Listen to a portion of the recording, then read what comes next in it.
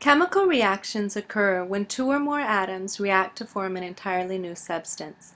On the cset, reactivity problems can be presented in a variety of ways.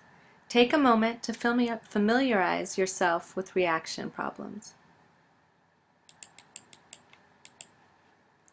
Remember that we learned that the valence number of an element will determine its ability to react. The rule of thumb is that in a typical reaction, the valence numbers of all the atoms involved equals 0. Keeping that in mind, fluorine would most likely combine with which of the following elements? Carbon, hydrogen, or chlorine? We know fluorine would combine with hydrogen because a positive 1 and a negative 1 make 0. Given the following elements and their valence numbers, which of the following is a compound we would expect to see?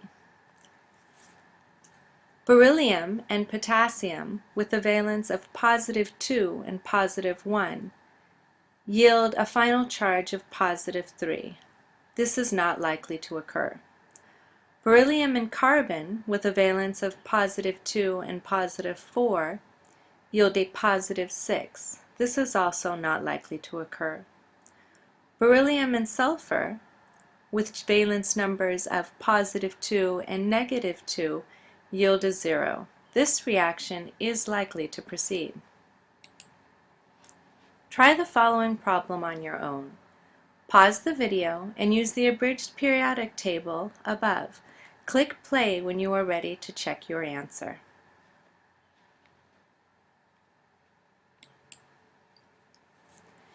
Beryllium has a valence of positive 2, and oxygen has a valence of negative 2. However, the 2O means that there are two oxygen molecules in the reaction. Therefore, you have a charge of negative 2 twice. Positive 2 and negative 2 and another negative 2 yields negative 2. This reaction would not proceed. Aluminum has a valence of positive 3. Sulfur has a valence of negative 2. Positive 3 and negative 2 yield positive 1. This reaction will not work. When an element has two valence numbers, you should test both of them. Using a valence of positive 5 for nitrogen, we get positive 5 and 3 positive 1s from hydrogen for a total of positive 8.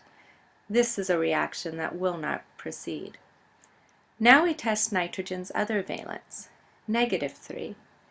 A positive 3 valence from hydrogen and a negative 3 valence from nitrogen yields 0. This reaction will proceed.